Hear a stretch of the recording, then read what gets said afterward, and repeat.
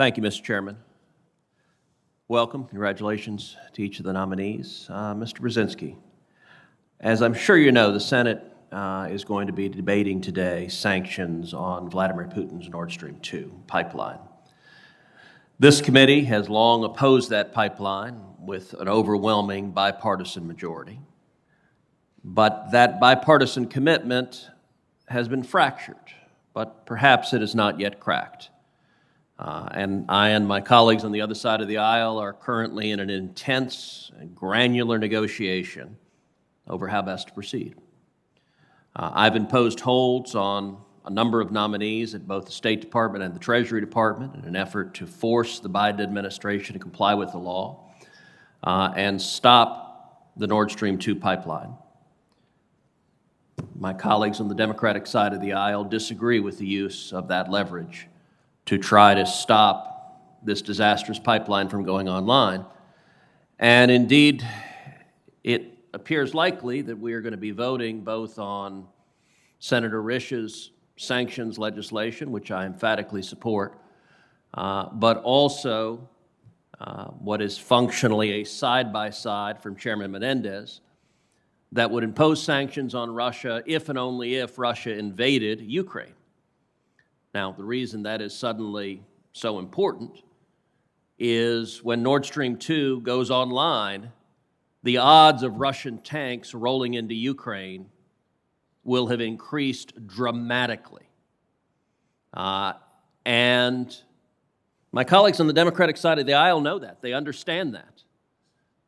It's anticipated that most, if not all, Democrats will vote for these sanctions on Russia after the fact if Russia, in fact, invades Ukraine.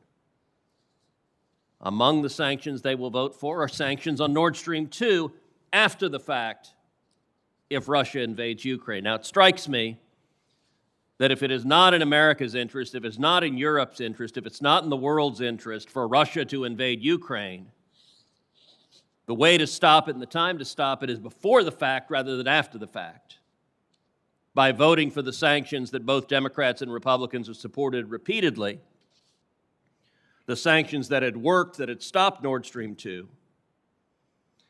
until President Biden surrendered those bipartisan sanctions in a massively unjustified gift to Vladimir Putin that has now put a target on Ukraine. The reason Chairman Menendez is introducing these sanctions is because the chairman understands the risk of Ukraine being invaded has increased and increased dramatically because of Biden's surrender to Putin.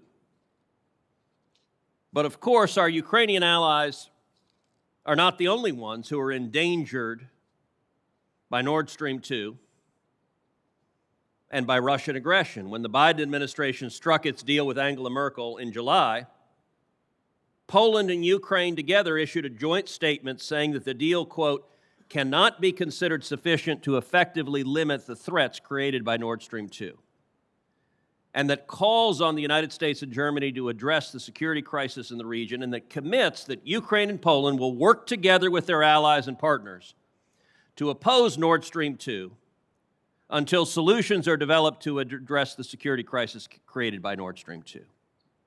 They further wrote, quote, this decision has created political, military, and energy threat for Ukraine and Central Europe, while increasing Russia's potential to destabilize the security situation in Europe, perpetuating divisions among NATO and European Union member states.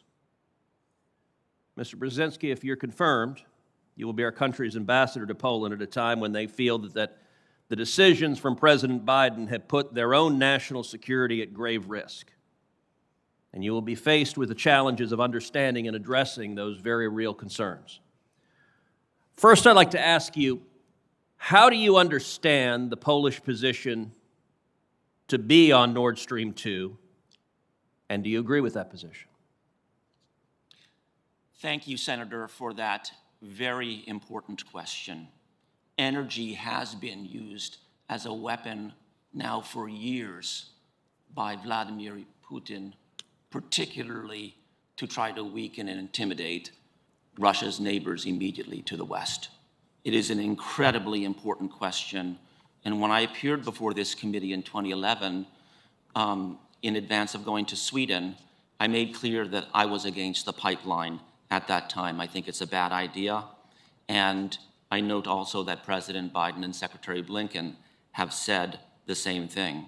The Polish position, as you intimated, is clear. They are against the pipeline, and they are worried about what is happening in the East.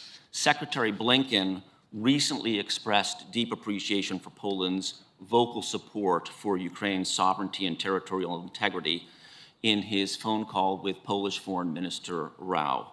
He noted that the United States, Poland, and other allies and partners are united in imposing significant costs on Moscow for its military aggression and malign activities. Would it be better to prevent that aggression before the fact or after an invasion occurred? Absolutely, clearly before the fact, and I think it's important that Secretary Blinken is in Latvia today and yesterday to consult with NATO allies regarding what is happening in the East and what to do next. And then he'll go to Stockholm to meet with OSCE partners in part on the same topics. I can tell you, if confirmed, Senator, as ambassador to Poland, that I will be unwavering and deeply committed in support of Ukraine's sovereignty and territorial integrity.